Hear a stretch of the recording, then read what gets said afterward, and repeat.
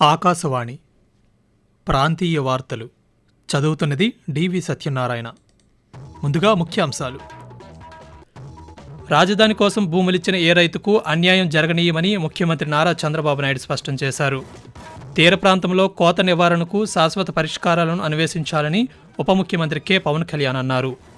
శివారు ప్రాంతపు ఆయకట్టు వరకు సాగునీరు అందించడమే ప్రభుత్వ ప్రధాన లక్ష్యమని మంత్రి నిమ్మల రామానాయుడు పేర్కొన్నారు. విద్యార్థులకు నాణ్యమైన విద్యను అందించే లక్ష్యంతో ప్రభుత్వ పాఠశాలల్లో మౌలిక సదుపాయాల కల్పనకు కృషి చేస్తున్నామని మంత్రి కందుల దుర్గేష్ తెలిపారు. వార్తల వివరాలు. ప్రపంచంలోనే అతిపెద్ద భూసేకరణ ప్రాజెక్టు అమరావతిని ముఖ్యమంత్రి నారా చంద్రబాబు నాయుడు అన్నారు. ఈరోజు ఆయన అమరావతిలో జరిగిన పాత్రికేయుల సమావేశంలో అమరావతిపై శ్వేతపత్రం విడుదల చేశారు. ఈ సందర్భంగా మాట్లాడుతూ 29,000 మంది రైతులు 34,400 ఎకరాల భూమిని రాజధాని కోసం ఇచ్చారని, దానికి సంబంధించి 10 ఏళ్ల వరకు పరిహారం ఇస్తామని రైతులకు చెప్పామన్నారు. రైతులిచ్చిన భూమితో పాటు ప్రభుత్వ భూమి కలిపి మొత్తం 53,745 ఎకరాలు సమకూరిందని తెలిపారు. రాజధాని కోసం అమరావతిలో భూమి ఇచ్చిన ఏ ఒక్క రైతుకు అన్యాయం జరగనీయమని స్పష్టం చేస్తూ, largest land pooling in the world, ఇలాంటి ఇంత పెద్ద ఎత్తున భూమి ఇచ్చినటువంటి ప్రాజెక్ట్ ఎక్కడా లేదు. వరల్డ్ బ్యాంక్ అయితే దీన్ని ఒక కేస్ స్టడీగా ప్రజెంట్ చేశారు. 34,415 సెంట్లు, 29,966 మంది ఫార్మర్లు వాలంటరీగా స్వచ్ఛందంగా ముందుకొచ్చి ఒక్క లిటిగేషన్ లేకుండా హ్యాండ్ ఓవర్ చేశారు. ఫార్మర్కి 1 ఎకరా మాకు ఇస్తే అతనికి ఇచ్చింది 1000 స్క్వేర్ యార్డ్స్ రెసిడెన్షియల్ ఇంటికి, 250 స్క్వేర్ యార్డ్స్ కమర్షియల్ డ్రై ల్యాండ్కి, అదే వెట్ ల్యాండ్కి 1000 square yards residential, 450 square yards కమర్షియల్కి ఇచ్చాం. ఉప ముఖ్యమంత్రి కె పవన్ కళ్యాణ్ ఈరోజు కాకినాడ జిల్లా ఉప్పాడ తీరంలో సముద్రపు కోతకు గురవుతున్న ప్రాంతాలను సందర్శించారు.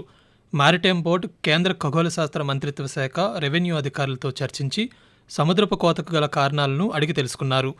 ఉప్పాడ తీర ప్రాంతంలో మొత్తం 84 ఎకరాల విస్తీర్ణంలో భూమి సముద్రంలో కలిసిపోయిందని స్థానిక సర్వేయర్ తెలిపారు. కొత్తపల్లి మండలం వాకతిప్ప గ్రామంలో పర్యటించిన ఉప ముఖ్యమంత్రి సురక్షిత మంచినీటి ట్యాంకును, సూరప్ప చెరువును పరిశీలించారు. మండల పరిధిలోని 8 తీర ప్రాంత గ్రామాల్లో 1360 ఎకరాలు కోతకు గురైందని తెలుసుకున్న ఉప ముఖ్యమంత్రి ఆశ్చర్యం వ్యక్తం చేశారు. కోత నివారణకు అనుసరించవలసిన మార్గాలను అన్వేషించాలని అధికారులకు సూచించారు. ఈ అంశంలో ప్రభుత్వం నుంచి పూర్తి సహాయ సహకారాలు అందిస్తామని పవన్ కళ్యాణ్ హామీ ఇచ్చారు. రాష్ట్ర జలవనరుల శాఖ మంత్రి నిమ్మల రామానాయుడు ఈరోజు తూర్పుగోదావరి జిల్లాలో పర్యటించారు. సీతానగర్ మండలం పురుషోత్తపట్నం పుష్కర్ పంపింగ్ స్కీమ్ ఎత్తిపోతల పథకం ద్వారా ఆయకట్టు రైతాంగానికి సాగునీటిని విడుదల చేశారు.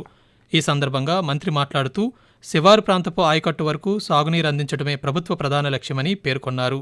పురుషోత్తపట్నం లిఫ్ట్ ఇరిగేషన్ ద్వారా 60,000 ఎకరాలకు, పుష్కర్ ఎత్తిపోతల పథకం నుండి 1,40,000 ఎకరాలకు సాగునీటి కాలువల ద్వారా నీటిని విడుదల చేయడం జరిగిందన్నారు. ఈ కార్యక్రమంలో శాసనసభ్యులు బత్తుల బలరామకృష్ణ, జ్యోతుల నెహ్రూ, వరపుల సత్యప్రభ, కలెక్టర్ పి ప్రశాంతి పాల్గొన్నారు. పరిశుభ్రమైన, సురక్షితమైన తాగునీటికి అధిక ప్రాధాన్యతమివ్వాలని ముఖ్యమంత్రి నారా చంద్రబాబు నాయుడు అధికారులను ఆదేశించారు. ఈరోజు ఆయన సీజనల్ వ్యాధులపై సచివాలయంలో వైద్య ఆరోగ్య శాఖ, మున్సిపల్ పంచాయతీరాజ్ శాఖ అధికారులతో సమీక్ష నిర్వహించారు. ఈ సందర్భంగా మాట్లాడుతూ, గ్రామాలు, పట్టణాల్లో కలుషిత తాగునీరు, పారిశుద్ధ్య లోపం, దోమల నివారణకు చర్యలు తీసుకోకపోవడం వల్ల ప్రజలు రోగాల బారిన పడుతున్నారన్నారు. ప్రత్యేకించి గిరిజన ప్రాంత ప్రజల్లో సీజనల్ వ్యాధులు అధికంగా ప్రబలుతున్నాయని, ఈ అంశంపై వైద్య ఆరోగ్య శాఖ మరింతగా దృష్టి సారించాలని సూచించారు. సమీక్షలో భాగంగా సీజనల్ వ్యాధుల నివారణకు తీసుకున్న చర్యలను అధికారులు ముఖ్యమంత్రికి వివరించారు. మలేరియా, డెంగ్యూ వ్యాధుల నివారణకు కార్యాచరణ అమలు చేస్తున్నామని, జ్వర సంబంధిత కేసులను ఎప్పటికప్పుడు పర్యవేక్షిస్తూ తీవ్రమైన కేసులపై ప్రత్యేకంగా దృష్టి సారించామని వివరించారు. కాగా గతంలో అమలు చేసిన నీటి ట్యాంకులను శుభ్రపరచడం, క్లోరినేషన్ వంటి ఉత్తమ విధానాలను పునరుద్ధరించాలని ముఖ్యమంత్రి అధికారులను ఆదేశించారు. విద్యార్థులు ఉన్నత స్థాయికి చేరేందుకు పాఠశాల విద్య పునాదినిస్తుందని పర్యాటక సాంస్కృతిక శాఖ మంత్రి కందుల దుర్గేష్ అన్నారు. ఈరోజు ఆయన తూర్పుగోదావరి జిల్లా సమిశ్రగూడెం జిల్లా పరిషత్ ఉన్నత పాఠశాలలో జరిగిన కార్యక్రమంలో పాల్గొని విద్యార్థులకు విద్యా కిట్లను అందజేశారు. ఈ సందర్భంగా మంత్రి మాట్లాడుతూ, పాఠశాల దశలోనే విద్యార్థులకు నాణ్యమైన విద్యను అందించాలని, ప్రభుత్వ పాఠశాలల్లో మౌలిక సదుపాయాల కల్పనకు కృషి చేస్తున్నామన్నారు. బాలికలకు ప్రత్యేకమైన పాఠశాలలను ఏర్పాటు చేస్తున్నామని, బాలికల బంగారు భవిష్యత్తుకు విద్య ఎంతగానో ఉపయోగపడుతుందన్నారు. ఆకాశవాణి ప్రాంతీయ వార్తలు వింటున్నారు. విశాఖ జిల్లా సర్వతోముఖాభివృద్ధికి కృషి చేస్తానని నూతన కలెక్టర్ ఎంఎన్ హరేంద్ర ప్రసాద్ అన్నారు. ఈరోజు ఆయన కలెక్టర్ కార్యాలయంలో బాధ్యతలు స్వీకరించారు. అనంతరం మాట్లాడుతూ పర్యాటకంగా గుర్తింపు పొందిన విశాఖ ప్రాంతానికి మరింత గుర్తింపును తీసుకొచ్చేందుకు చర్యలు చేపడతామన్నారు. పట్టణ ప్రాంత ప్రధాన సమస్యల పరిష్కారంపై దృష్టి సారిస్తానని, ప్రజలకు స్వచ్ఛమైన తాగునీరు అందిస్తామని చెప్పారు. వైద్యపరమైన సేవలను జిల్లాలో మరింత విస్తృతం చేస్తామని, ప్రభుత్వ మార్గదర్శకాలకు అనుగుణంగా ప్రజల సంక్షేమానికి కృషి చేస్తామని కలెక్టర్ తెలియజేస్తూ ప్రజలకు అందుబాటులో ఉంది సంక్షేమ మరియు అభివృద్ధి కార్యక్రమాలని అర్హత ఉన్న ప్రతి ఒక్కరికి చేర్పించే విధంగా చర్యలు తీసుకుంటామని ఈ సందర్భంగా తెలియజేస్తున్నాం. ప్రభుత్వం డెఫినెట్ గా విశాఖపట్నాన్ని ఐటీ ఫైనాన్షియల్ క్యాపిటల్ గా చేయాలనే ఉద్దేశంతో తీసుకురాబోతున్న ఇన్వెస్ట్మెంట్స్ కావచ్చు, జాబ్స్ కావచ్చు, పూర్తి స్థాయిలో ఇక్కడ అభివృద్ధి జరిగే విధంగా పనితీరు ఉంటుంది. దానికి కావాల్సిన ఎఫర్ట్స్ డెఫినెట్ గా పెట్టడం జరుగుతుంది. పర్యావరణ పరిరక్షణ చర్యలు మన ఇంటి నుంచి, పనిచేసే ప్రదేశం నుంచే ప్రారంభం కావాలని Visakha port authority chairman Angamuthu అన్నారు. పోర్టు ఆవరణలో ఈరోజు జరిగిన ప్రపంచ పర్యావరణ దినోత్సవ ముగింపు కార్యక్రమంలో ఆయన ముఖ్య అతిథిగా పాల్గొన్నారు. ఈ సందర్భంగా మాట్లాడుతూ పర్యావరణ పరిరక్షణ ఆవశ్యకతను వివరించారు. విశాఖ పోర్టు తన భాగస్వామ్య సంస్థలతో కలిసి నగరంలో 10 లక్షల మొక్కలు నాటాలనే లక్ష్యంగా పెట్టుకున్నట్లు తెలిపారు. విశాఖ ఫిషింగ్ హార్బర్ ఆధునీకరణ పనులకు కొన్ని అనుమతులు రావాల్సి ఉందని, వచ్చిన వెంటనే మొదలుపెట్టి నిర్దేశిత గడువులో పూర్తి చేస్తామని తెలియజేశారు. పర్యావరణ పరిరక్షణకు ప్రతి ఒక్కరూ సహకరించాలని కేంద్ర ఉక్కు, భారీ పరిశ్రమల శాఖల సహాయ మంత్రి భూపతిరాజు శ్రీనివాస్ వర్మ పిలుపునిచ్చారు. ప్రధానమంత్రి నరేంద్ర మోదీ ప్రారంభించిన ఏక్ పేడ్ మా కే నామ్ ప్రత్యేక ప్రచారంలో భాగంగా ఈరోజు ఆయన ఢిల్లీలో ఒక మొక్కను నాటారు. ఈ సందర్భంగా కేంద్ర మంత్రి మాట్లాడుతూ అమ్మ పేరుతో ఒక మొక్క, ఏక్ పేడ్ మా కే నామ్ నినాదంతో ప్రతి ఒక్కరూ మొక్కలు నాటడం అలవరుచుకొని పర్యావరణాన్ని పరిరక్షించుకోవాలన్నారు. మొక్కలు నాటడం అనే ఒక చిన్న చర్య వాతావరణ మార్పులతో పోరాడి కాలుష్యాన్ని తగ్గించి పరిసరాలను పచ్చగా మార్చడానికి సహాయపడుతుందన్నారు. ఈ కార్యక్రమానికి ప్రతి ఒక్కరూ సహకరించాలని, సామాజిక మాధ్యమాల్లో మొక్కల్ని నాటే తమ అనుభవాలను పంచుకోవడం ఒక ఉద్యమంగా మార్చాలని కేంద్ర మంత్రి ఈ సందర్భంగా విజ్ఞప్తి చేశారు. వ్యవసాయ వెటర్నరీ డిప్లొమా కోర్సులకు మంచి ఉపాధి అవకాశాలున్నాయని చిత్తూరు జిల్లా కలెక్టర్ సుమిత్ కుమార్ తెలిపారు. క్షేత్రస్థాయి పర్యటనలో భాగంగా ఈరోజు ఆయన చౌడేపల్లిలోని వ్యవసాయ పాలిటెక్నిక్, సదుంలోని వెటర్నరీ పాలిటెక్నిక్ కళాశాలల్ని సందర్శించి నిర్మాణ పనులను పరిశీలించారు.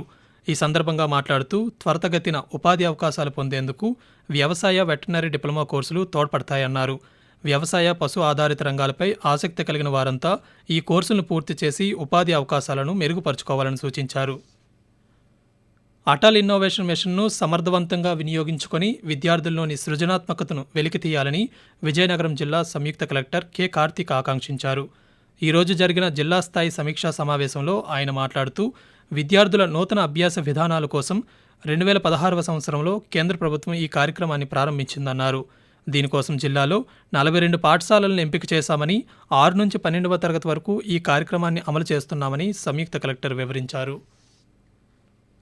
ప్రపంచ జునోసిస్ దినోత్సవం సందర్భంగా ఈ నెల 6వ తేదీన రాష్ట్ర వ్యాప్తంగా శునకాలకు ఉచితంగా యాంటీ ర్యాబిస్ టీకాలు వేయనున్నామని రాష్ట్ర పశుసంవర్ధక శాఖ సంచాలకులు డాక్టర్ ఆర్ అమరేంద్ర కుమార్ తెలిపారు.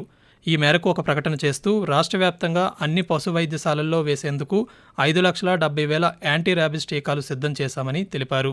పశుపక్ష్యాదులతో మెలిగే వారికి ర్యాబిస్, యాంథ్రాక్స్, బ్రూసిలోసిస్, క్షయ వంటి వ్యాధులు వచ్చే అవకాశం ఉందని, ఈ వ్యాధులపై ప్రజలను అప్రమత్తం చేయడమే ప్రపంచ జూనోసిస్ దినోత్సవం ప్రధాన ఉద్దేశమని ఆయన తెలియజేశారు. ప్రాంతీయ వార్తలు ముగించే ముందు ముఖ్యాంశాలు మరోసారి. రాజధాని కోసం భూములిచ్చిన ఏ రైతుకు అన్యాయం జరగనీయమని ముఖ్యమంత్రి నారా చంద్రబాబు నాయుడు స్పష్టం చేశారు. తీర ప్రాంతంలో కోత నివారణకు శాశ్వత పరిష్కారాలను అన్వేషించాలని ఉప ముఖ్యమంత్రి కె పవన్ కళ్యాణ్ అన్నారు. శివారు ప్రాంతపు ఆయకట్టు వరకు సాగునీరు అందించడమే ప్రభుత్వ ప్రధాన లక్ష్యమని మంత్రి నిమ్మల రామానాయుడు పేర్కొన్నారు. విద్యార్థులకు నాణ్యమైన విద్యను అందించే లక్ష్యంతో ప్రభుత్వ పాఠశాలల్లో మౌలిక సదుపాయాల కల్పనకు కృషి చేస్తున్నామని మంత్రి కందుల దుర్గేష్ తెలిపారు. ఆకాశవాణి ప్రాంతీయ వార్తలు ఇంతటితో సమాప్తం.